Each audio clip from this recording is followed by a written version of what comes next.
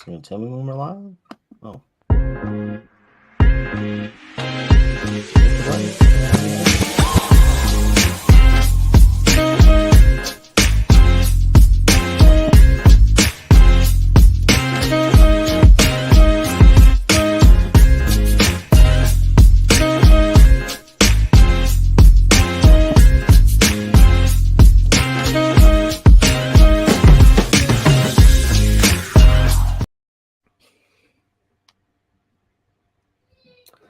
Ladies and gentlemen, boys and girls, children of all ages, Daily Football Roundup proudly brings to you the best damn podcast in the world, the 12-ounce Curl Route Podcast.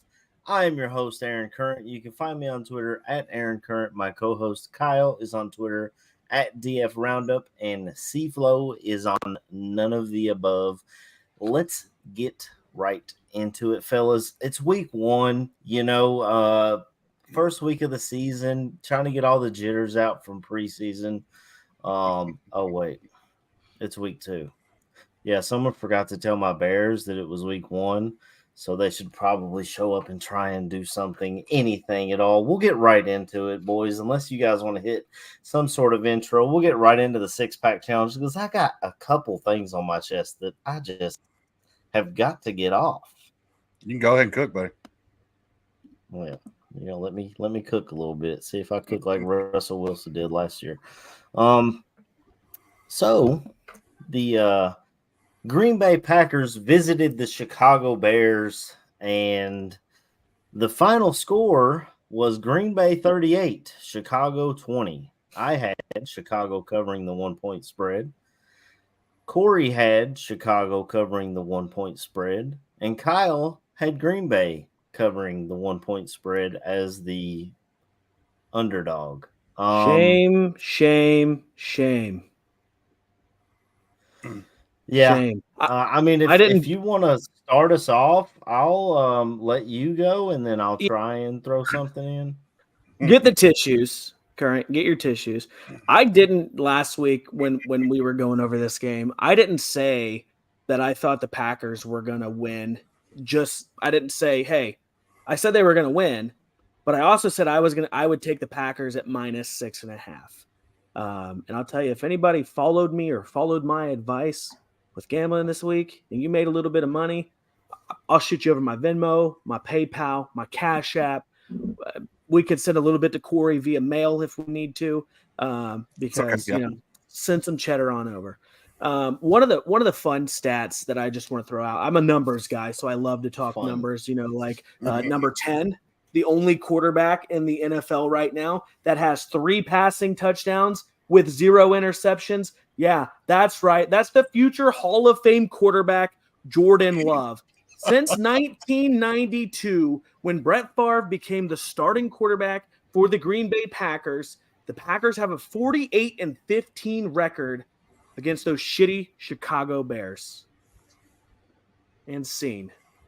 Oh, that's dude. You're gonna have 50 years of a Hall of Fame quarterback. It's insane. I was aware that the Bears were up 20 games when Brett Favre first stepped onto the gridiron at Lambeau Field, and since then it has been a lopsided affair. I wore my black hat today because this is a funeral. I am sick and tired as a Bears fan. Brett Favre was not walking through that door. Aaron Rodgers was not walking through that door. I invited friends and family over. We made Chicago-style hot dogs. I was ready for the Bears to finally get a W, finally turn the hands of time back towards Chicago to start winning some games, because let's be honest, I did not trust Jordan Love, and I'm not sure I still do, but I trust my team even less. This was all hands on deck failure from the McCaskey family all the way down to the water boy. We couldn't block. We couldn't run. We couldn't throw the ball. We had 4 passes go past 10 yards. One was intercepted, thrown into double coverage. Thanks, Fields. And the other was a touchdown. And the other 2, I think, were catches, but irrelevant. we went into that game thinking screen passes would beat the Green Bay Packers all day. All those, how many number one picks are on that defense, Kyle? Without Eric Stokes playing, I don't think Eric Stokes started this past week, so we'll call it 9. But with Stokes on the field, there's 10. Not 10 first-round picks on that defense, and you thought going horizontal was the game plan. Now, there are throws that Justin Fields missed. I've seen it already. There's a DJ Moore pass, a sail route where he's wide open. I don't know why Justin doesn't pull the trigger, but he doesn't. He had guys around his ankles all day. I'm not making excuses. I'm just saying it's there. But when we hired Matt Eberflus, Corey, your co-host on another podcast, is a Colts fan. He was the first person I reached out to. I said, what am I getting in Matt Eberflus? And he told me those players will play hard for him.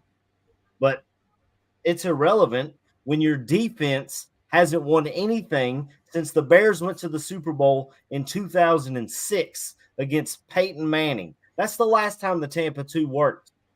I'm sick and tired of it. We hire bad coaches. We draft incorrectly. We hire bad GMs that don't know what the hell they're doing. It's a failure from top to bottom in this organization, and it's disgusting for all the Chicago Bears faithful who have been fans since we haven't had a Super Bowl since 1985. I wasn't born. So what am I cheering for? What am I waking up every morning and doing a Bears show for? Why am I tuning in week after week after week, year after year after year to the same bullshit? I'm sick and tired of it. I love Justin Fields. I loved him in the draft, but man, it's year 3.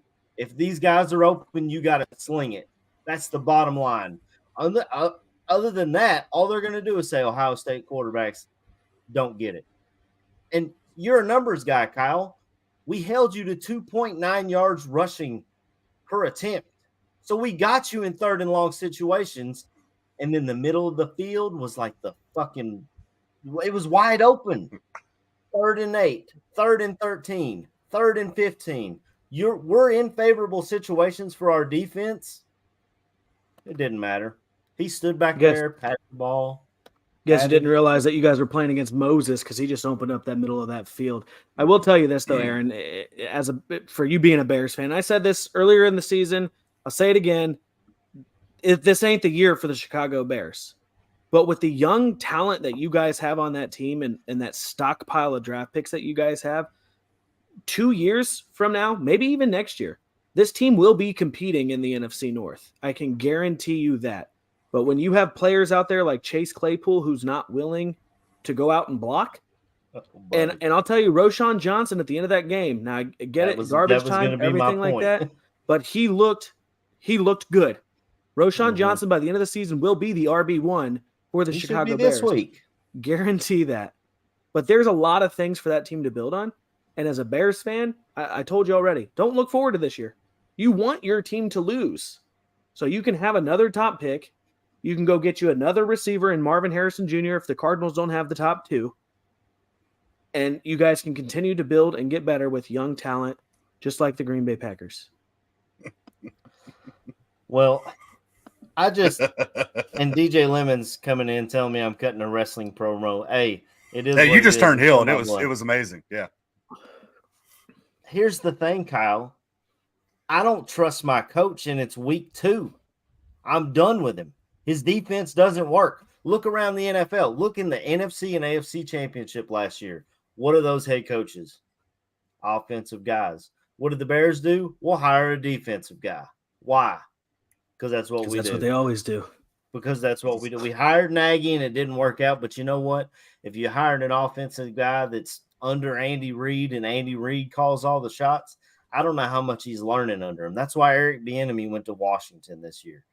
I don't trust the system, and I don't know if Eberflus, he comes out with this hits philosophy, hustle, intensity, taking the ball away and playing smart, sound football.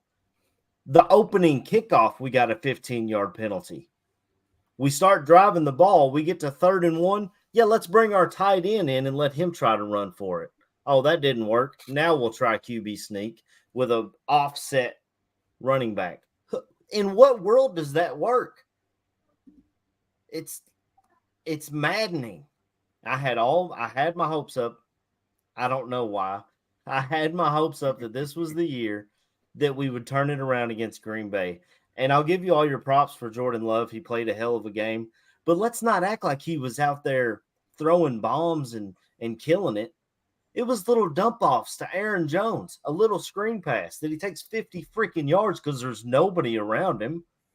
He hits him on a little a little X route where he cuts right in front of our linebacker. He takes that the freaking distance.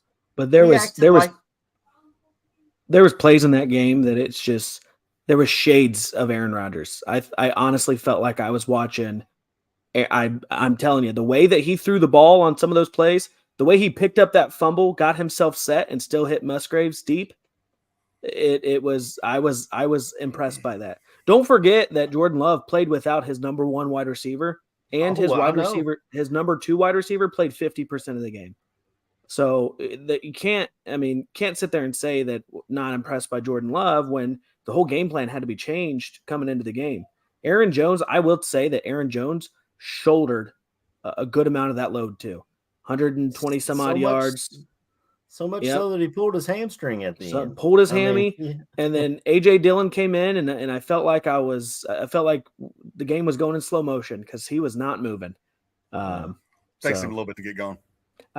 He's a November, December, January kind of running back. I don't think he's going to get it going in September. Acceleration in Madden is like 53 for him, I think. Yeah. I went on Twitter after the game. There's a guy who runs QB School where he breaks down the tape, and he had every passing play from Justin Fields from Sunday, and it was ugly. I mean, we're pulling left tackles. We're doing naked boots where the guy doesn't get touched. How many play actions did we run? I don't know, but I remember that one, and it wasn't there. I mean, we can't stick on this game forever, but just know, I'll give you your flowers, Kyle. I am not a happy Bears fan, and I already don't trust my coach. I know rinse and repeat. This is Bears life. Get a new coach, get a new quarterback, get a new GM, and the rinse and repeat. That's the lifestyle of a Bears fan. But this guy, he's a defensive coach, and his defense sucks. Imagine if the Rams brought in Sean McVay and his offense didn't work. He's an offensive guy. Let's get him out of here, right? Where else do you see this? Brandon Staley's a defensive coach. His defense doesn't work, and they're talking about pushing him out the door, but they've got a great OC behind them that they can maybe call up as a head coach. Who knows how that might go? The point is, if you're the head coach, you should at least have your side of the ball right. Look at Robert Saleh in New York. His defense is incredible. What is our defense? Wide open in the middle, I'll tell you that. Unless you have a Julius Peppers or a Hall of Fame defensive end coming off the edge on this defense, it does not work. It's been shown for years now.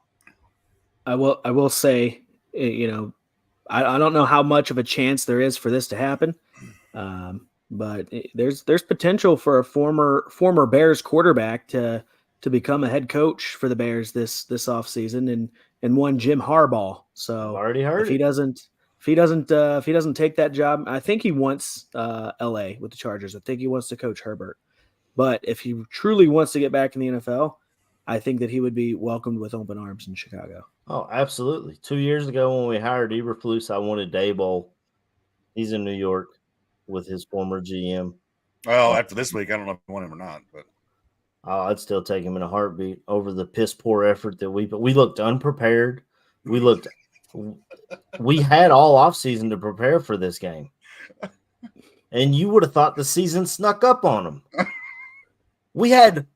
There's plays where the right guard hits the center. He hits our guy. What are you doing? It is week 1. Now week 2, and he is this pissed off. Like I don't think Kern's making it through the year. By week 6 or 7, it's just gonna be me and Corey on here. Because Aaron, we're gonna have to start. We're gonna have to stop putting Bears games in the 6-pack challenge because I'm gonna lose. He's just gonna start talking about college basketball or something here week 3 or 4. Jesus. All right. Let's move on. We've given Aaron his time. No, I planned on going Thursday through Monday, but I had to get that off my chest about my Bears. I'm upset. I'm pissed off. It's all out there. I'm done with my coaching week 1. That's what it is. So we'll go back to Thursday, opening day, kickoff. It was the Kansas City Chiefs and the Detroit Lions kicking it off at Arrowhead. And the Detroit Lions rode into Arrowhead and got the victory, fellas. Now, I didn't think they would win, but I thought they would cover, as you can see in our picks. I had them covering the 4.5. Corey, if you guys are bettors, he told you to go ahead and bet Detroit to win this ball game. So, Corey, I'll let you start this one off because you had the most faith in this Detroit Lions team.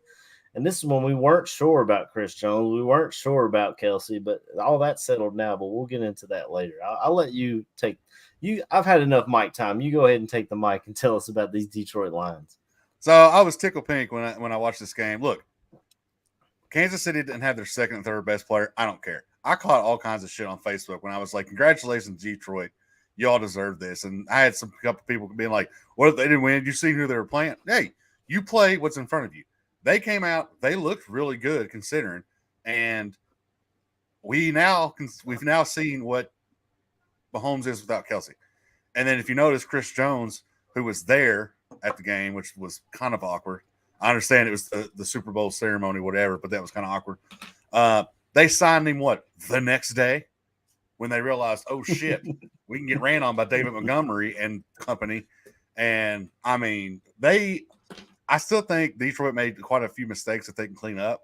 But they won that game fair and square. They didn't cheat or anything like that. And I think it was a great win for them. And I mean, huge morale boost for Detroit, a team that's going up in the NFC North. Yeah, that Kyle, do you want to take over or do you want me to take it? No, that's fine. I mean, looking at the game, it had I don't remember what the over-under was. It was high. I think like 52 points or something like that. And I think I fell asleep. 51.5, yeah. I think I fell asleep. Not that the game wasn't exciting or anything like that, because it did have some exciting moments, but it didn't live up to the hype of the over-under of what it was set at. And this is one that I look at, and it's did Detroit beat Kansas City, or did Kansas City beat Kansas City? Because they didn't look – Detroit didn't blow me away or anything like that.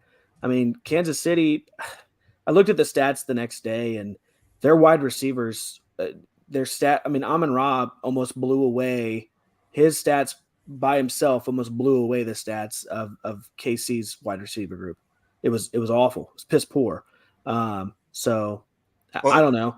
I was going to say Kansas City didn't beat Kansas City. Kadarius Toney beat Kansas City. That's yes. Yeah. I think he has hands of stone or something. That was tough to watch. But yeah, I don't know. I mean, I would love to see these two teams play later in the season when they have, a few games under their belt and stuff like that. When this game was announced as the opening kickoff, as the opening game, I said, "What? Kansas City, Detroit's playing Kansas? You could have done Philadelphia Eagles versus Kansas City and had a rematch, but you're going to go with Detroit, like a team that finished 8-9 last year or 9-8. I don't remember exactly what they finished, but they weren't even a playoff team." And like you said, Corey, you called it. You said Detroit was going to win, and they squeaked one out. So hats off to you. I mean, they won. They won the game that was put in front of them. So I don't know. Yeah, Mike Tirico said something about an asterisk beside it, but that was weird. Did you see the Detroit, play and everything he was talking about? Like no, I didn't. I was I watched about half the game. I have to wake up really early for work, so I wasn't able to watch the whole game. But I mean, good for Detroit for going in there and getting the win. I know Kelsey wasn't there, and Kadarius Toney couldn't catch. But Corey, we saw that at Florida. I mean, how often did they use him as screen passes and end arounds just because they didn't trust him down the field, even though he had all this hype on him? This is what Kadarius Toney's been the entire time he's been in the NFL. They thought he'd be the new Tyreek Hill, and not even close. But yeah, and we saw Mahomes look a little bit human out there. He was running for first downs and didn't trust. I think he had 2 completed passes to wide receivers in the entire second half.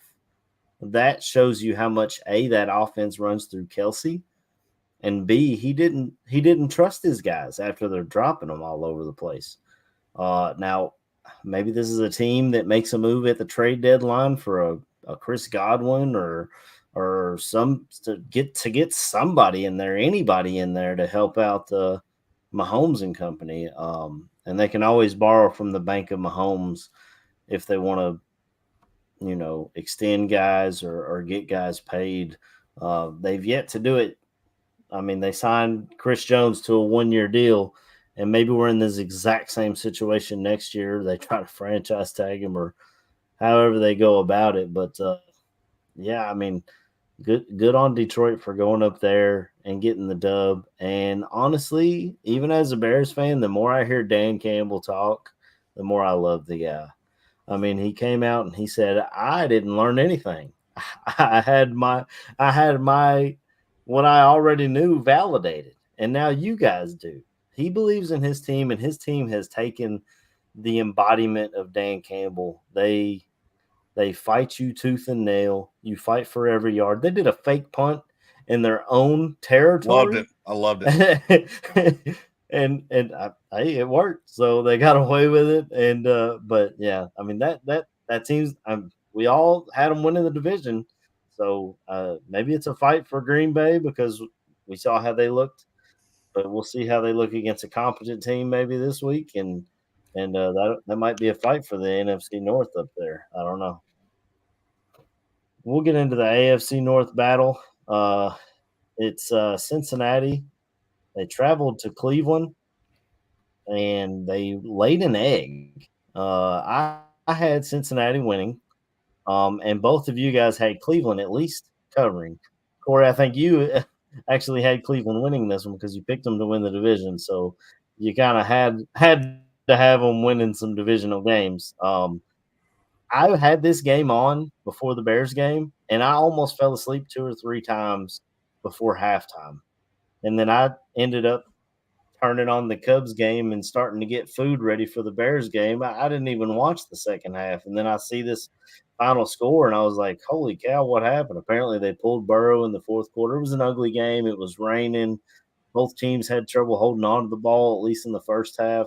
And Corey, you get your flowers again here, man. You had a hell of a week. Tell us about these Cleveland Browns. So except for apparently SoFi and any other dome, it was raining in the entire world Sunday. Every game I watched, rain. I don't know. Like, to me, look, Deshaun still kind of looked rough. It was a sloppy game. But Deshaun, I said Deshaun had to be better. And Deshaun come out. He did have a couple bad throws.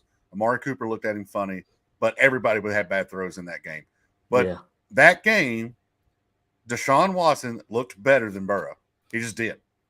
And the Cleveland Browns look like they can play in that weather every game. And I think the other Battle of Ohio, when it goes to Cincinnati will win. Probably. It'll be close. But the Browns still made a lot of mistakes too. And they ended up, was it 24-3? So, I mean, the defense, I didn't think, granted, it was raining. But that defense was a lot better than I thought against a good offense, a great offense, arguably the best trio of receivers in the league. So I don't know. Maybe there's something brewing up there in Cleveland. What do you think? Yeah, I know. I said it last week that Burrow not being available all of preseason, not that he was playing the games or anything like that, but that leg injury, I think, definitely affected him. Yeah. And I have T. Higgins in fantasy football. He put up a goose egg, but he had 8 targets.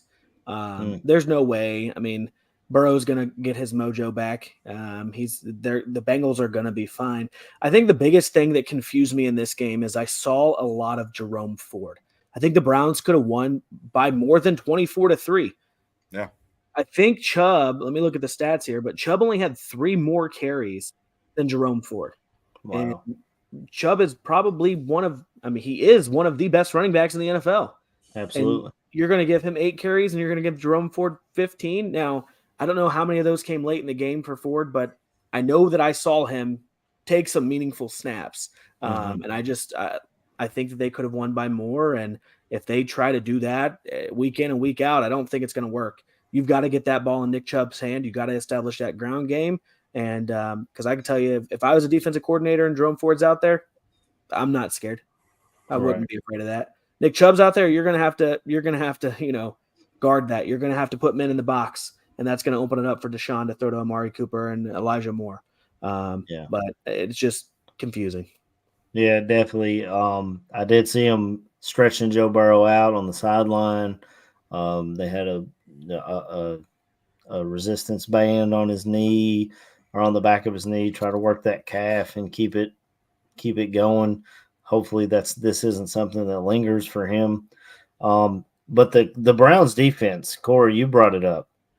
This might be, as far as pass rushing tandems, this could be the best. I mean, you got Myles Garrett, who has just always been down there putting in work for Cleveland, holding that defense on his shoulders for years. And now they bring in Zadarius Smith, who, coming off the other side, he's no slouch. You know, they tried Clowney for years. They kept bringing him back. Finally, they made a big move this offseason, went and got Zadarius Smith to go with Myles Garrett, and they look damn good. And then your corners on the outside are physical guys who like you said, Corey, this was a top. If you look at the top 3 receivers on each team, you could say the Bengals are the best. You know. And they just shut them down. I mean, it looked ugly, and the weather didn't help. I'll grant you that, but this defense looks like they can compete with anybody, and that's definitely something they'll need, especially if Deshaun Watson can't turn into that Houston Deshaun Watson or something similar to it as the season progresses, especially when that weather starts getting cold and you're getting hit by these guys. You definitely don't want to take those hits. 2 things, going back to Ford real quick. The only thing that I can imagine is, with the weather being that, is just kind of spelling Chubb a little bit and maybe give him some breaks. It's week 1. You don't want to get crazy. I'm guessing he had a majority of those carries in the late towards the end of the game. And then the other thing too is Garrett. I don't know the exact numbers, but like him and Micah Parsons, and we'll get into that game a little bit later. Garrett, for him to have the stats that he does, and everybody kind of just looks past the fact that he is almost always double teamed. Yeah. Almost always. And he still has these stats. Yeah. Like, it's insane. And I know how hard that is. When I watched Khalil Mack for my team, he got double teamed all the time, and that was always the excuse. Why isn't Mack having all these stats? Well, he's double and triple teamed. Myles Garrett, it don't matter. He's standing back practicing his dribbles before he does a crossover. That was great. That was great. It just, broke his ankles. It was so bad. Well, the next game we'll stay in the AFC North. I listened to a lot of national media, especially when it comes to NFL, and a lot of them were on the Steelers hard. I mean, they were talking big game for the Steelers. Well, San Francisco goes in there and pounds them. San Francisco 30, Pittsburgh 7, and it wasn't even close. We all had San Francisco covering. We weren't listening to the national media, the Colin Cowherds of the world, trying to tell you that this Pittsburgh team is going to shock some people. Now, maybe they still will because it's still only week 1, but San Francisco looked lost. I'll touch on this one first before I pass it to you guys. Pittsburgh looked lost. Yeah, that's what I meant. San Francisco, Brock Purdy, Mr. Irrelevant, looks like the real deal. He looks like a franchise quarterback. Pittsburgh picked their quarterback in the first round, and he was out there looking scared. He was terrified of this San Francisco defense, and you just don't expect that from a Mike Tomlin coach team. I expected a hard-hitting game. I thought it might be close, but man, San Francisco, they came in, they planted their flag. They said, we're here. We're going to represent the NFC in the Super Bowl. And actually, I told you guys that sports betting opened. I went and put $10 down, for the Cincinnati Bengals over the San Francisco 49ers in the Super Bowl. And that bet pays me $420 if it hits at the end of the season. That's how much I believe in San Francisco and in Cincinnati, honestly. But this game was, I mean, it was ugly. San Francisco they just mollywopped them. What do you think, Corey? I heard today too, and I don't know. I don't understand this math. San Francisco still has $45 million left in cap. How is that feasible? And I'm pretty sure they lead the league in cap space, but I don't have much to say about this game. Pittsburgh's going to end up at the bottom of the AFC North. They try to fix that O-line. It's not worked clearly. They're going to have to do some more there. This may be the first season Mike Tomlin has, or the Steelers, or whoever, Mike Tomlin has under 500. Maybe they can pull something together. They'll surprise you, a couple wins. I don't see them doing much this year. And it wasn't no help they played the 49ers. The 49ers are just that good. Yeah. Go ahead, Cal. This game didn't surprise me at all.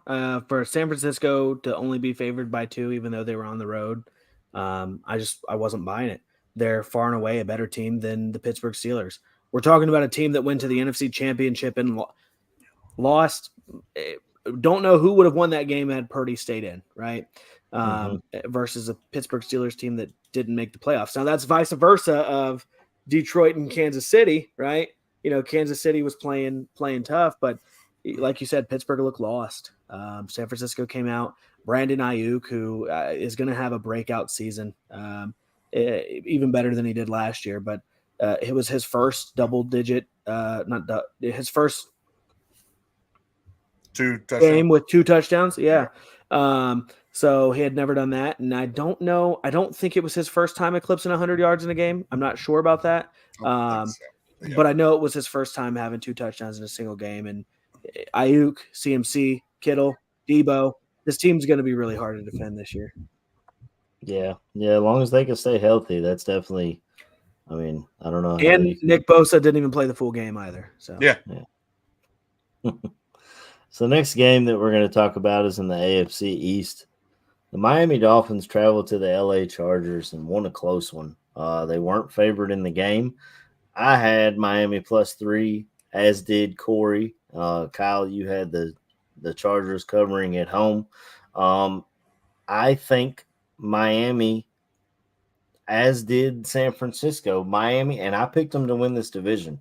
So I definitely think that they are showing you, hey, we're here and we're for real. If Tua stays healthy, we're going all the way. I mean, Tyreek Hill went off. Waddle's great. I love their coaching staff. I told you guys about Vic Fangio coming in there to take over that defense. I think Miami's for real this year. They did only win by 2, but the Chargers have a plethora of options on the offensive side of the ball, and Miami came in there and did their thing, really. Corey, what did you think of this one? This one I had a same game parlay on that hit very substantially. If I had a car payment, it would have paid 1 month. Nice. I think Miami is going to be that good. I picked Buffalo to win it, that division. But, I mean, if Tua can stay healthy, we've seen what he did. 466 and 3 touchdowns? Yes. He looks great out there. And he stayed up for the most part. Mm-hmm. So they can keep that up, man. Miami's going to be tough. Yeah. What about you, Kyle? So this is game of the week right here. 34-32, I think was the final, right? Is that what it says? 36-34. Yep. Sorry. At no point in the game did either team lead by 2 scores. It was always within a score of each other. Back and forth. This game wasn't decided until the very, very end. Tyreek Hill is currently on pace to have 3,300 yards receiving this season. It's insane. Now, he's not going to hit that 3,300 mark, but if he stays healthy and Tua stays healthy this year, there's a real chance, a very, very real possibility that Tyreek Hill becomes the single season receiving yard leader. I fully believe it. Because as soon as you put 2 guys on Tyreek, you only have 1 guy on Jalen Waddle. Yeah. And I wouldn't be surprised to see Miami add a running back within the next few weeks, Jonathan Taylor. But Kareem Hunt, how is he still sitting out there?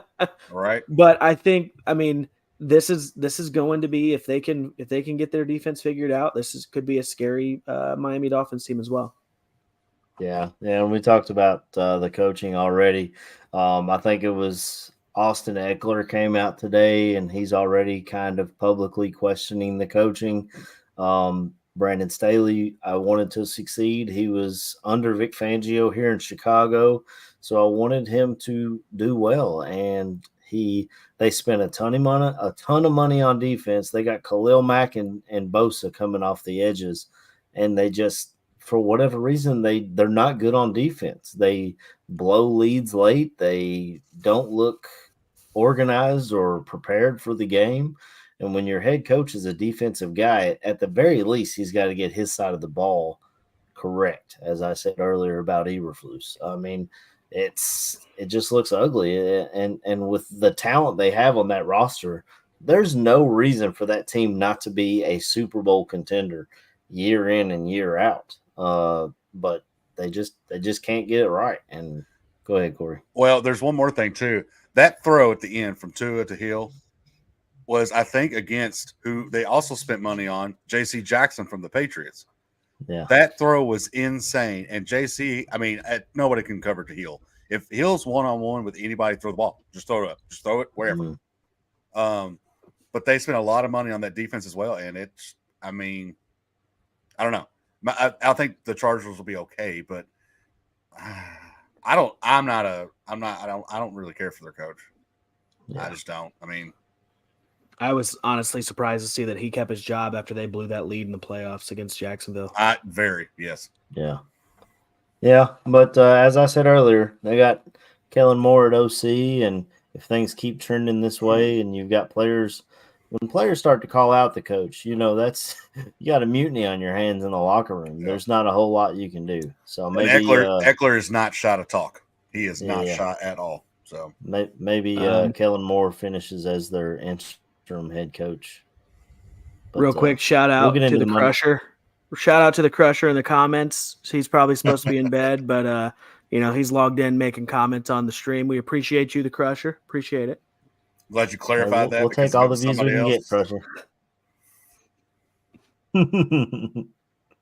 We'll get into the Monday night game now. It was Buffalo and New York Jets.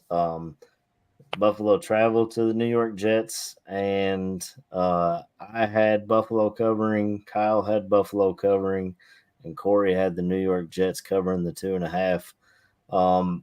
Obviously, it goes without saying, even as a Bears fan who was tormented by Aaron Rodgers for years and years and years, you never want to see a guy go down like that. He had a total of 4 snaps as a New York Jets, and you could just see the energy, at least for the fan base, sucked all the way out of that stadium, and you hate to see it. An Achilles tendon rupture at the age of 39, you honestly have to hope or think about if we'll ever see him on the field again. I mean, 39 years old, coming back from that injury.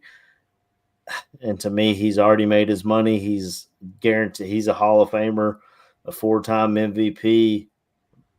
This is a very difficult injury for anyone to come back from. But at 39 years old, if you've already accomplished so much in your career, sometimes you just got to think if you really got it in you to come back for one more. And I hate to see it. Honestly, I heard some Bears fans making some terrible comments about, I'm glad he's hurt, stuff like that. And thank God Aaron's down, etc. And I'm not that kind of Bears fan. You'll never hear that from me.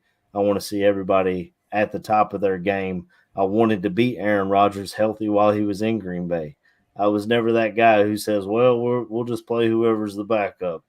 I wanted to play and beat them at their top, because how can you call yourself a top team and not want to beat top teams at the top of their level? So it's definitely a sad day, the day that you see Aaron. If his career ends like this, it's pretty terrible, honestly. Kyle, I'll let you take over this one first. Yeah, I mean, just like you said, you never want to see somebody go down with injury. I was hoping to see great things from Aaron Rodgers wearing a New York Jets jersey. I was talking with my wife earlier in the week, last week. I said, hey, um, should I get an Aaron Rodgers number 8 Jets jersey or should I go ahead and buy a Jordan Love jersey? And she said, well, you're a Packers fan, so go ahead and get that Love jersey. So, best quarterback in the league, got it. But there was real possibility I could have been wearing a number 8 Jets jersey today. And I can tell you right now, if Aaron Rodgers comes back next year, I will wear a number 8 Jets jersey, just like I did a number 4 Jets jersey when Brett Favre went there. I don't dislike Aaron Rodgers. I don't hate him, anything like that. He was a great quarterback for the Green Bay Packers, and I wanted to see him do great things for the New York Jets. It was going to be fun to watch that team this year as long as they could hold it together. And who knows, maybe this is something that they rally around with Rodgers going down and they fully support Zach Wilson and they continue to be a menacing team. But this is going to be a ground and pound offense and a very defensive team for the rest of the season. It's going to be the Dalvin and Brees show. Yeah. Yeah, I mean they won this game. It took overtime, but punt return in overtime. And Kyle, I don't know if you saw the bar in Wisconsin where they were giving away free alcohol if the Jets lost, as long as Aaron Rodgers started.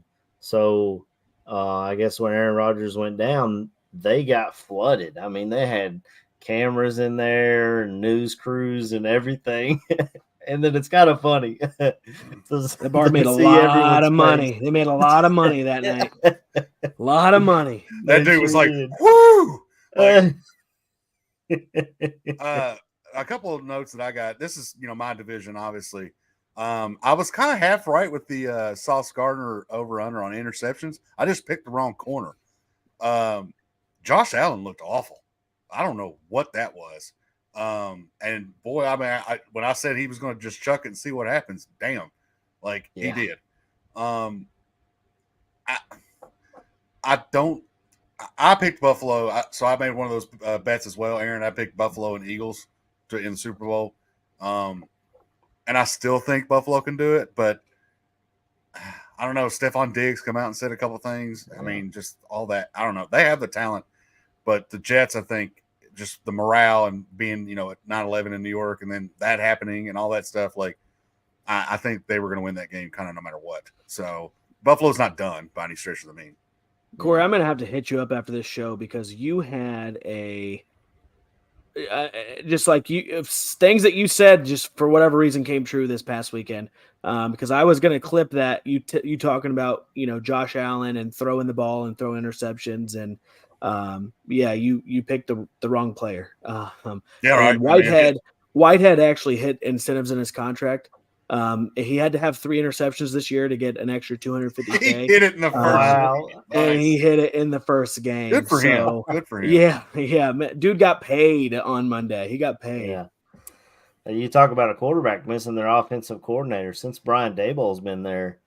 Or been gone from there, Josh Allen has kind of turned into a turnover machine and really reverted back to I wouldn't say completely. I mean, the guy still has a ton of talent and he trusts his arm so much, which you see all the time in some of these big time quarterbacks where they just trust their arm a little too much.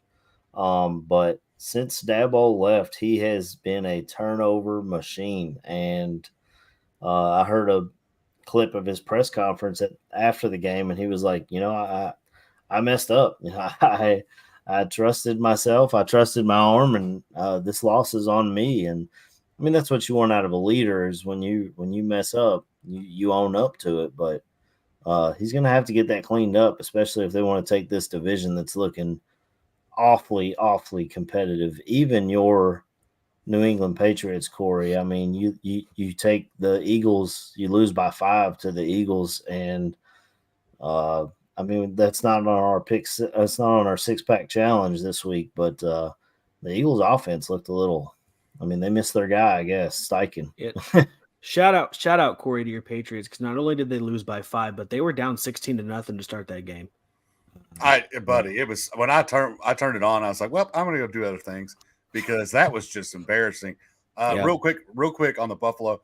It's one thing for Josh Allen to throw those wild throws, I don't know what the conversations were between him and Stephon Diggs, but I don't remember seeing Josh Allen throwing a double coverage that much and just be bad throws. But going back to the Patriots, basically it was plus 16 to start out with, as everybody knows, and we only lost by 5 because Booty just couldn't get down. So I was impressed.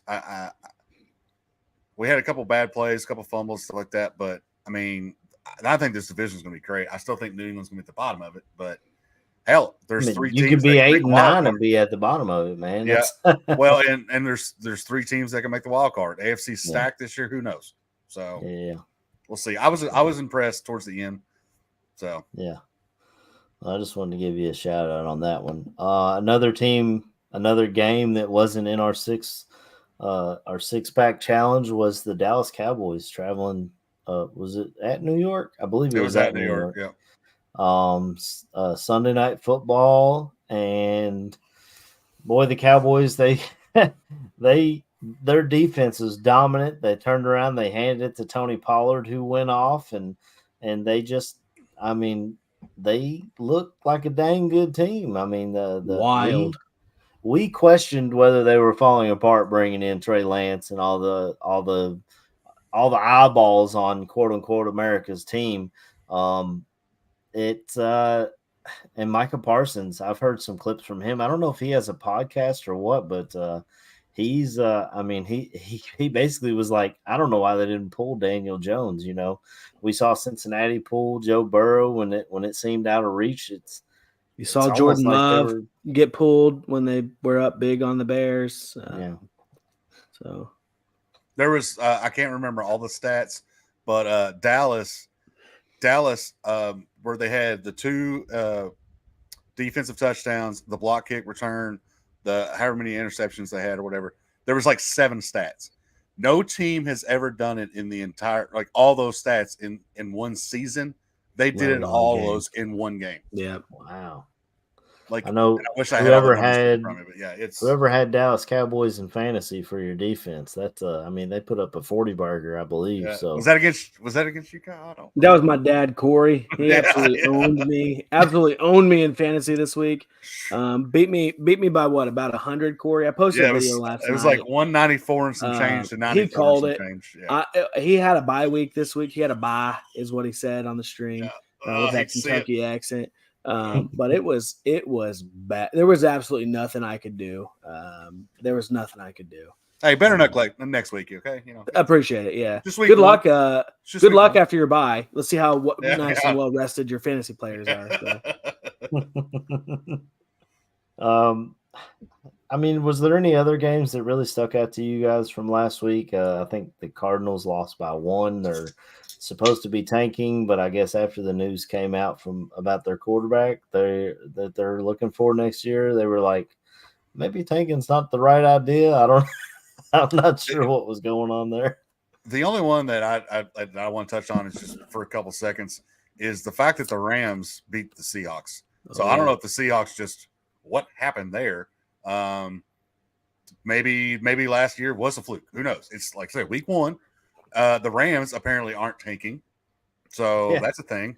I don't know. We'll see. And do you guys remember when we were doing our division by division breakdowns and we broke down the Rams, and I kept talking about a certain wide receiver that the Rams drafted that I liked a whole lot, and y'all would like, I think you're just saying it because you know how to say his name. Puka Nacua is the hottest name in fantasy football this week, and your boy called it. I mean, I'm just saying, I liked him. And I didn't expect him to do all that, especially against the Seahawks defense. But he went out there and he played really well. Seattle lost both their tackles in the game. Well, I don't think they're out for the year or anything, but you got to start to wonder if Geno Smith was a one-hit wonder or one-year wonder or what's going on in Seattle. And Tutu Atwell looked great. They both had 119 yards. And if Cooper Kupp can come back, Stafford looked good. Stafford looked like you could argue he looked better than he's looked in a while. So if you have those 3 guys doing that stuff and Cam Akers every once in a while, like, why not? I mean, hey, Stafford's not connecting with his teammates off the field, but he sure as shit is connecting with them on. I'll tell you that. I look like a fool, at least right now I do, because I picked the Seahawks to win the division, and it's not looking good right now. So Well, it's week one. Try not to overreact, even though I may have overreacted already on my Bears. Well, try not to. You try not to. It's overreaction in week two. And for betters, hey, if you see something out there that you think, I don't know, maybe that looks good. Even a team that killed somebody last week, it's any given Sunday in the NFL, It's and just week one. yeah, and with that, we'll start getting into week two with the six-pack challenge. The first game we have kicks off on Thursday night football. The Minnesota Vikings travel to Philadelphia to take on the Eagles. The spread has Philly favored by 6.5 points. The over/under is 49. And if you're wanting to bet the money line, Minnesota's a plus 235. Philly's a minus 290. I'll go first and then pass to Corey, and then Kyle, you can finish us out. I'm going Philly on this one. I think we see primetime Kirk for the first time this year. He didn't look great last week against the Buccaneers defense, who blitz the heck out of you and just make you turn the ball over. And I don't see Philly doing anything different. I will have my eyes on Jalen Carter because every Bears podcast I listen to this week, that's another thing. On top of all these losses, I have to listen to Bears podcast complain that we didn't draft Jalen Carter in the first round because he had 6 pressures last week. So I'll tune into this game to see how this Philadelphia defense looks. Maybe if they can't get their offense going, Minnesota has a chance to cover, but I'm taking Philly at home. You got the points. That crowd's going to be insane. And primetime Kirk, I just can't trust the guy. What about you, Corey? I'm going to take Minnesota plus 6.5. Minnesota looks bad against Tampa, but Philly kind of looked bad against the Patriots. So yeah, I know it's at Philly. It's Thursday night. Short rest, even though it's only week 2. But I'm going to take Minnesota needs to rebound back. Like they did some good things with Jordan Addison on one side and Justin Jefferson on the other. So they still have that tandem. So I'm going to take the Vikings plus 6.5. What about you, Kyle? Looking at the game from last year, and I think last year when they played each other, it was a Sunday night football game, which obviously, Aaron already alluded to, primetime Kirk. And I was going to say something about primetime Kirk as well, but Aaron already took the words right out of my mouth. Oh. And yes, Philadelphia didn't look the greatest against New England, but Minnesota lost to Tampa Bay, who is probably a lesser team than New England. So I'm gonna roll with Jalen Hurts and the boys, and I'm gonna say fly Eagles fly at minus 6.5 in Philadelphia. All right, second game of the week. We'll move on. Sunday 1 p.m. The Kansas City Chiefs take the show on the road to Jacksonville. The spread in this game, Kansas City is favored by 3. The over/under is 51. The money line for Kansas City is minus 155, and for Jacksonville is plus 130. As you said earlier, Corey, we do have Chris Jones coming back, and it seems like Travis Kelce is on schedule to be back in this game as well.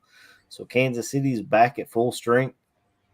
You got Jacksonville, who held on tight to beat the Indianapolis Colts last week, a divisional matchup that's always a dogfight no matter what Indianapolis looks like. For some reason, they just played Jacksonville really well. I'm going to take Jacksonville plus 3 in this game. I like their defense a lot. They're at home, hot, humid Florida, and Kansas City's got to come down there and try to get back on track. I think they'll have a plan to try and contain Travis Kelce a little bit. And we've already seen what they have at the wide receiver department. So I'm going to go Jacksonville plus 3. I won't go all this way as saying that they'll win this game, but they might lose a really close one down there in Jacksonville. What about you, Corey? So I have a lot of futures on the Jaguars. I even have an adjusted win line on the Jaguars, but they're allowed to lose some games. Kansas City could potentially have those 2 players back. I think Jacksonville is really good. I don't think that what they did against Indiana is going to be that, or Indianapolis is going to be that always. Calvin Ridley looked great in his debut coming back. But I think Kansas City rebounds, and I'm going to take Kansas City minus 3. I think it'll still be close, but more like a 4 or 5 or something like that. I think there's one really big number that comes into play for me here, and it's number 0. Calvin Ridley looked like an absolute dog last week against Indianapolis, and that was without Christian Kirk getting any love as well. Ridley had a touchdown, I believe. Kirk didn't. Zay Jones did. And I drafted Trevor Lawrence in my home league a few weeks ago, and when I drafted him, and I'll say it right here too, so we can have it, recorded, is Trevor Lawrence will be in the MVP conversation at the end of this season. The amount of weapons that he has, Evan Ingram at tight end, those 3 wide receivers, Travis Etienne, you got Tank Bigsby also at running back. He will be, if he's not the MVP winner, he will be in the conversation. And either Aaron and I are going to catch up to you, Corey, or you're going to really take a lead, because I'm going to take Jacksonville at +3, but I'm willing to say it. Jacksonville will win this game. Wow. Yeah, I agree with you with Trevor Lawrence. I drafted him in a couple of fantasy leagues as well. I love the weapons. Offensive-minded head coach that puts his players in a good position to win. I like Jacksonville a lot this year, for sure. Real quick. Tank Bigsby, I guess, thought he was still in college. That won't happen again. There's no way that fumble happens again. He stood up and just held the ball. It's dead in college. It's not in NFL. So that was because they took that back for a touchdown, right? I think. Well, so anyway, so it would have been 14-31 instead of 21-31. So hey, Aaron, since you brought him up, Doug Peterson, as a quarterback. Now, I don't know if he started these games or anything like that. Looks like he didn't.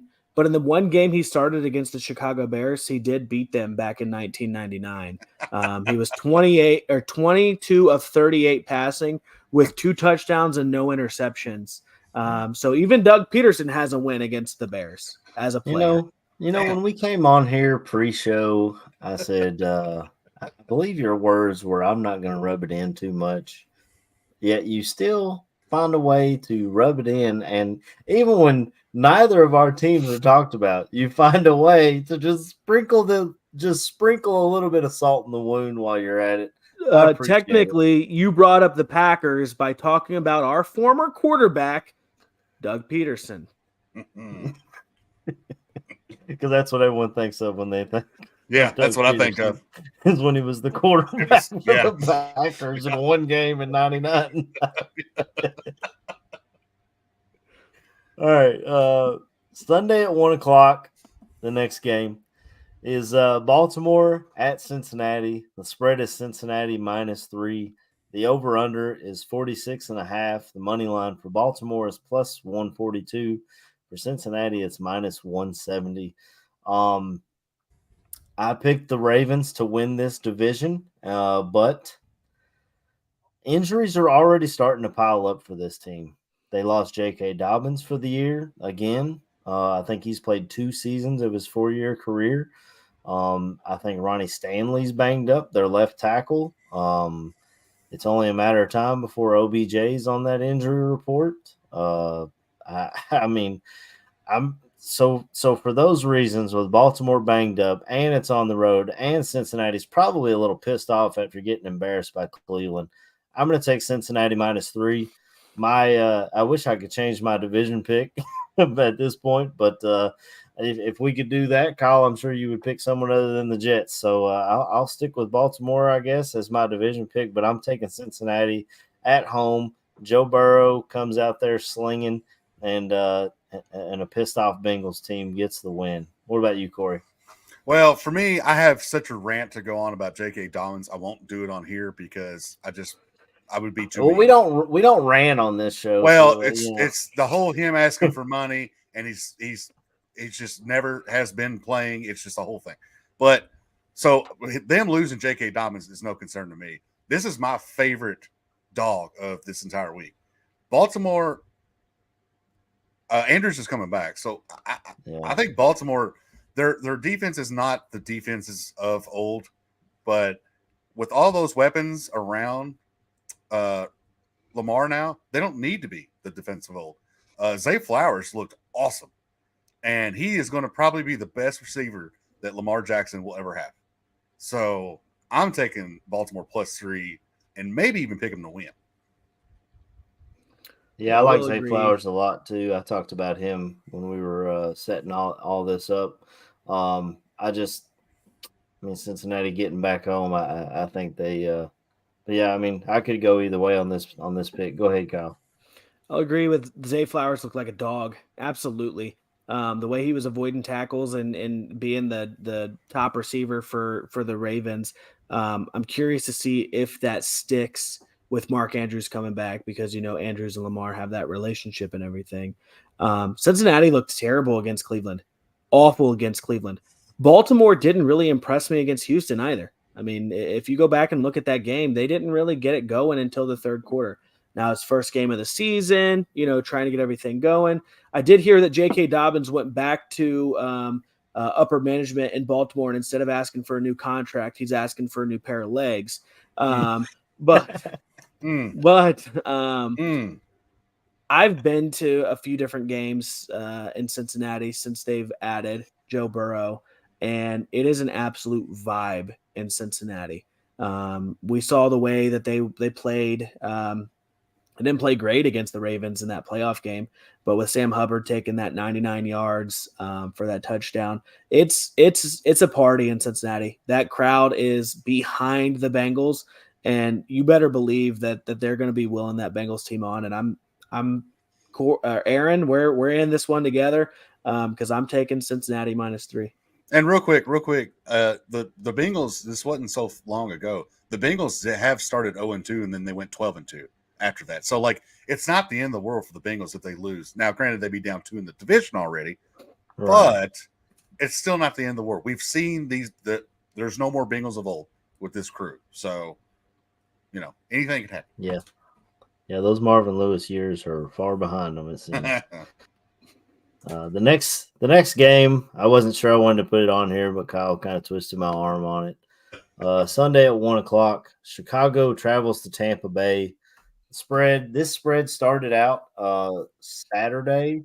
Chicago was favored by 1. It's already swung all the way in the other direction. Tampa Bay is now favored by 3. Partially, I'm assuming because of what they did against Minnesota and also what Chicago did against Green Bay. The over-under is 41.5. Money line, Chicago is +120 and Tampa Bay is -142. I'll let you start us off, and I'll finish us out with this pick. You said you're starting. You want me to start it off? Yes, please. Okay. Well, I haven't had any nice things to say about Chicago, the all show, nor should I. Tampa Bay looked really good against Minnesota. Baker, watching Baker Mayfield and Mike Evans connect, it was like we were back at Texas A&M with Johnny Manziel throwing to Mike Evans all the time. Manziel and Baker kind of carry themselves the same way. But I love the way that Baker carries himself and has that moxie, and he's not afraid to talk crap on the field. But he did pop up today with a right shoulder injury. So that's got to have, a little bit of concern for that quarterback and everything of that nature too. I don't think it's anything serious, but it's enough for him to be on the injury report and everything like that. And damn it, if I'm not going to get behind my boy Aaron and will him on, I'm taking Chicago +3, an Ohio State quarterback, Justin Fields. Chicago Bears will beat the Tampa Bay Buccaneers. Wow. Go ahead, Corey. I'll finish this off. I am also going to back our boy. I don't think this happens twice in a row. And I don't think Tampa does this twice in a row to the same division. I'm not only going to do +3, I'm actually going to do the money line and have a ball with this game and not watch it and watch something else. Yeah. I'm so torn on this game. As I said at the start, I am not a fan of the coach. I am not a fan of the scheme defensively. We got no pressure on Jordan Love, and how do you make Baker Mayfield make mistakes? Is by pressuring him, and for whatever reason, they just don't believe in the blitz in Chicago anymore. On top of that, the Chicago Bears are wearing their orange uniforms down to Florida, which are always bad luck. I know uniforms don't impact the outcome of the game, but for some reason, when they wear that orange, they don't win. But you know what? you guys have talked me into it. And the Bears, they have their backs against the wall because they travel to Kansas City next week. So if they do not get a win here, you're staring down the barrel at 0-3, and seats are starting to warm up for real. It doesn't matter if they've only been there 2 years. Ask Matt Nagy. So I'm going to go Bears +3 as well. I think they go down there, and I think they win. There were plays to be had against Green Bay. I saw it on the tape, and I'm sure the coaching staff saw it on the tape and said, Justin, get your shit together, let it rip. And I hope he does. And, Bears go down to Tampa Bay and get the win. Real quick, can I change my pick? Because if they're also wearing the orange helmets, I can't go for a pack of 11 Buffalo Wings running around the damn field. Like, they look like a Buffalo Wing when they wear the orange tops and You're preaching to the choir, buddy. I don't like them either. When I'm playing on Madden, we wear all blue at home. We wear all white on the road. But for whatever reason, the Bears just won't do it, and they like the Or you're allowed to change your pick, but don't do that to our boy. Don't swap on Aaron now. We got to. I said that just. We got to build. We got to build him up, and we all got to be mad next week when Chicago ultimately loses. Yeah, I said that just so I could get the Buffalo Wing joke in. Well, I still think +3, it's going to happen. Money line, it's going to happen. I'm telling you now. If you make me put Bears Kansas City on the 6-pack challenge next week, I more or less just want to see the spread. Oh, it's got to be 9.5. Let's wait to see how Sunday goes first, because we could see 2 1-1 teams, or we could see 2 0-2 teams playing against each other. So yikes, no, that's true. Well, the next game, right off the back of that, an NFC North team, the Green Bay Packers travel to Atlanta. Another 1:00 game. Green Bay is favored by 1.5. The over/under is 40.5. The money line for Green Bay is -122. And the home team Atlanta's money line is +102. Vegas doesn't know what to do with this. After seeing the piss poor performance from the Bears defense, I don't know if I know what to do with this. So for that, Corey, I'll pass to you, then Kyle, and then I'll make my decision. I hate that I'm just keep backing up my boys here, but I'm going to take the Green Bay Packers. That defense low-key is stout. And I think, Bijan looked great, and Bijan probably is still going to get his, a couple plays here and there. He might have a great game. But Drake, we seen them against Carolina. Drake London put up a big fat 0. I don't think Pitts got anything either, did he? Or if it was very minimal. And that was against Drake because I had him on a fantasy team, and he put up a 0. But that was against the Panthers defense. Now you're going against the Packers defense, which is better, and they also have the best O-line, arguably the best O-line in the league. Hopefully Jones is back. I don't know the injury report, Kyle, about that part, but he didn't participate in practice today. I can tell you that. Okay. As one of his owners in fantasy, that kind of concerns me a little bit, but I think they'll win outright too. Yes, it's in Atlanta, but I got Green Bay on this one. Go ahead, Kyle. So, it's obvious who I'm going to pick. Green Bay in my opinion, they looked great last week against the Bears. The biggest thing is, can they contain Bijan and Tyler Algier? Because they are just like up in New York with the Jets. It's going to be the Bijan and Tyler show for Atlanta. They didn't get Drake London involved. They didn't get Kyle Pitts involved. And until they get, I'm sorry, Desmond Ridder, but until they get a better quarterback in there, it's going to continue to be the same song and dance for this Atlanta Falcons team. Green Bay, -1.5. No issues taking that. I'm probably going to put a little bit of cheddar on Green Bay -9.5 this weekend. Oh, wow. Pushing that line up, huh? When Chicago actually tried to run the ball at the end of the game with Roschon Johnson, we talked about it. Roschon Johnson was the lone bright spot of the Chicago Bears last week, and Atlanta has the guy who started over him at Texas. They went and got Bijan Robinson. I do struggle to trust Atlanta, though. I don't know if I just struggle. So I'm going to go Green Bay -1.5 as well. The defense looks very good in Green Bay. So at the very least, if it does come down to a shootout, which quarterback am I going to trust more? Am I going to trust Jordan Love, who just threw for 3 touchdowns with no picks, a perfect passer rating on third down? Or am I going to trust Desmond Ridder, who I don't even know Atlanta trusts yet?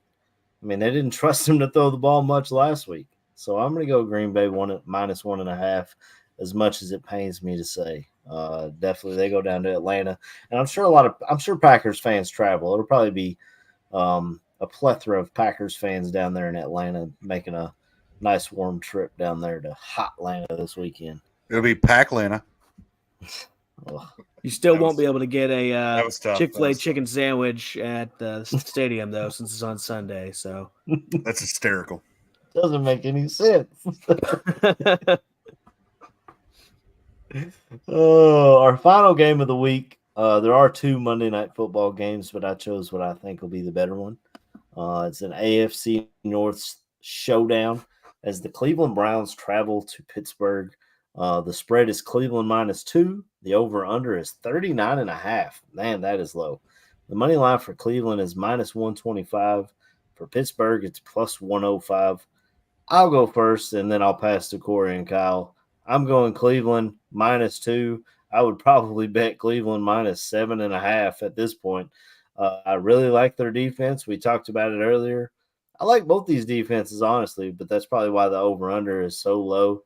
I think they'll turn around and hand it to Chubb a whole lot and forward for whatever reason, and I think they'll get out of Pittsburgh with a win late Monday night. It'll probably be a boring game, which is good for me because I'll probably go to bed at halftime.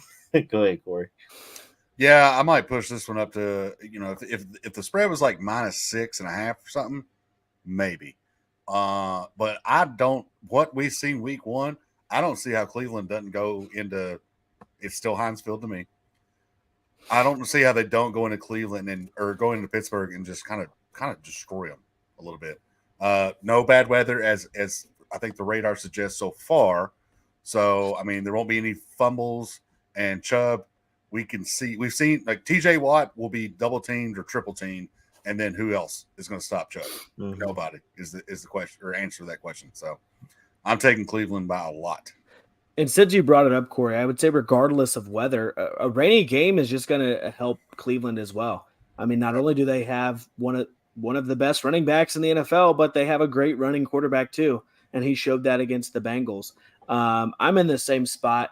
San Francisco was -2 going into Pittsburgh as well. Cleveland shouldn't be -2 going into Pittsburgh either. So I'm unfortunately on the Browns train as well.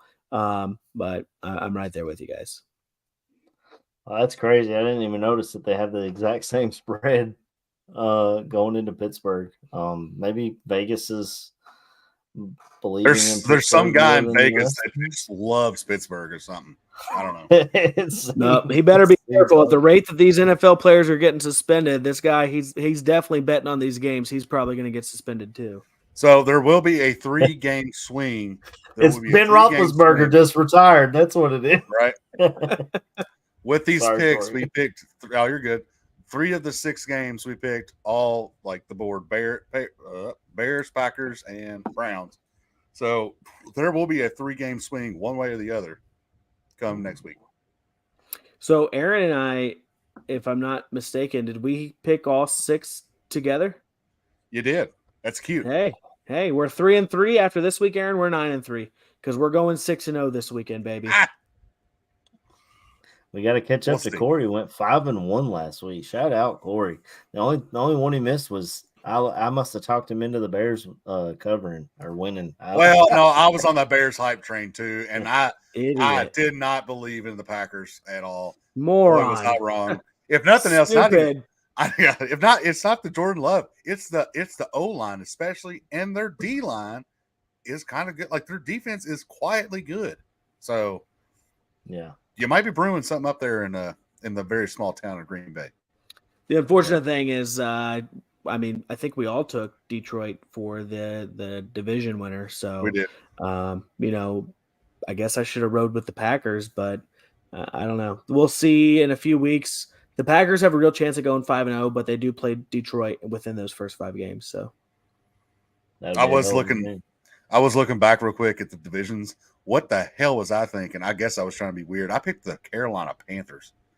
I'm I'm going to have to listen to that episode back again because that's Yeah.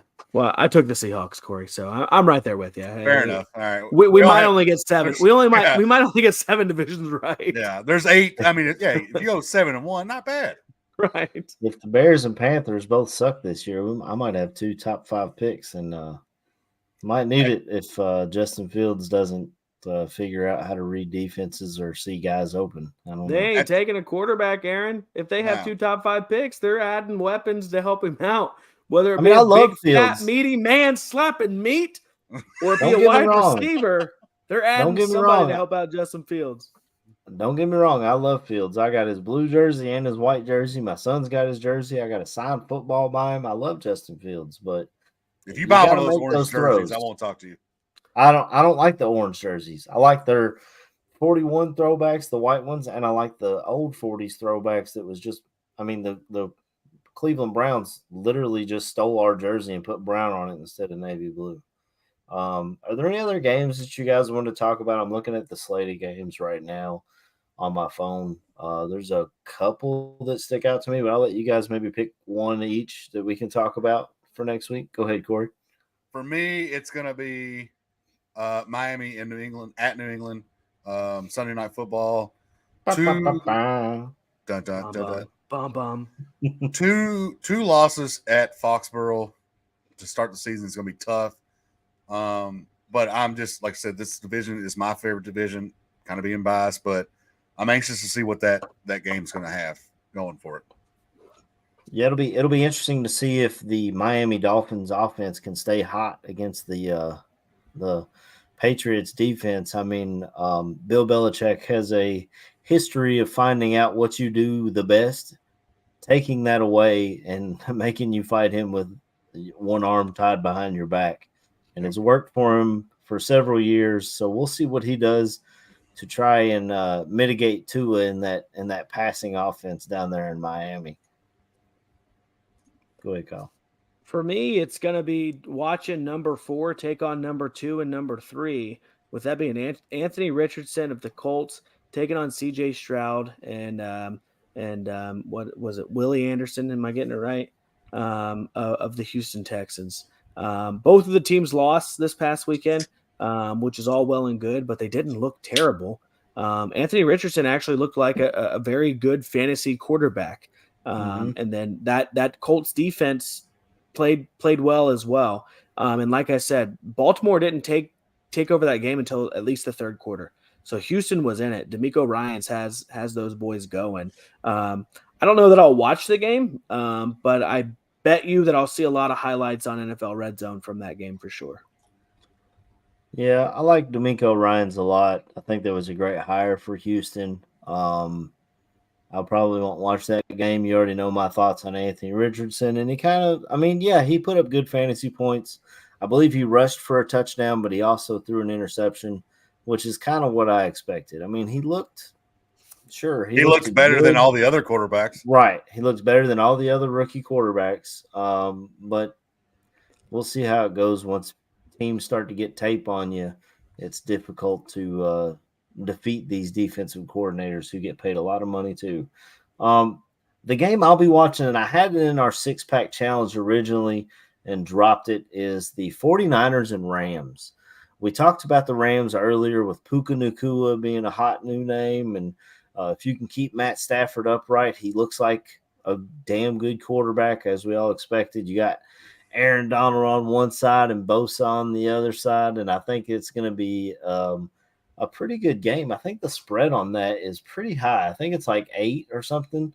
San Francisco favored, and I really think the Rams have a chance to cover that spread if they find a way to keep Matt Stafford upright, which is a big ask against the San Francisco defense.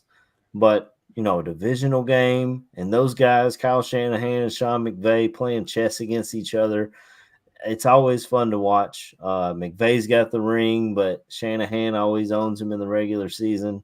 So I'll definitely be checking in on that game for sure. San Fran is -8, and the over-under is 44.5.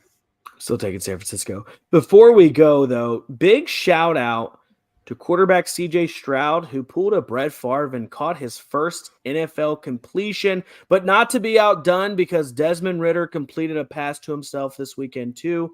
I don't know that there's ever been two quarterbacks in the same weekend that have completed a pass themselves, but hey, it happened this weekend. We'll see what happens next weekend. So Desmond Ridder had more passes to himself than he did to Drake London. Correct. First round pick from last year. More completed passes, yes. That's you hate to see it. Hate I'm to see pulling it. for Desmond Ridder as a Cincinnati guy, but I mean, I don't know. Maybe Atlanta's looking for another quarterback next year. We'll get out of here unless there's something else you guys wanted to go over and pick this thing back up next week. And hopefully, I don't have to wear my black hat and go on another rant. We'll see. Yeah, the Bears still suck though. I can't argue with you. It's week 1.